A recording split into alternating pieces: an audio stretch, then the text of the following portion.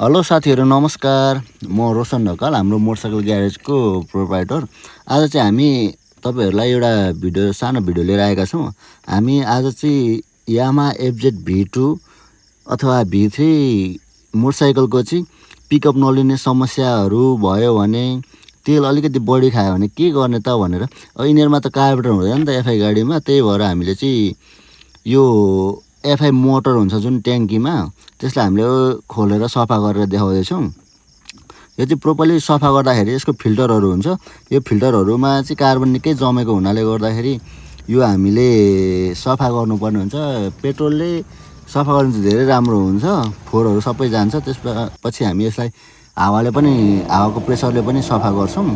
त्यसपछि अब हामी यो फिट गरेर पनि देखाउँदैछौँ। यो चाहिँ V2 V3 या अन्य कुनै पनि मोटरसाइकलमा जुन एफआई गाडीमा हुन्छ त्यसमा यो समस्या आउने हुन्छ। त्यही भएर तपाईँहरूले पनि यो चाहिँ टाइममा समस्या आउन सक्छ। त्यही भएर सर्भिसिङ टाइममा यो मोटर सफा गर्न लाउनु होला। अब हामी यसलाई ट्याङ्कीमा फिट नगरिकन बाहिरै हामी चेक गर्दैछौँ।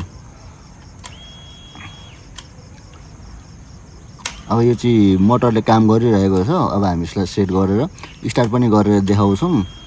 यदि तपाईँहरूको पनि यस्तै कुनै समस्या छ या समस्याबाट बुझ्न चाहनुहुन्छ भने हाम्रो मोटरसाइकल ग्यारेज सम्झाउन सक्नुहुन्छ है त। हस् त, धन्यवाद।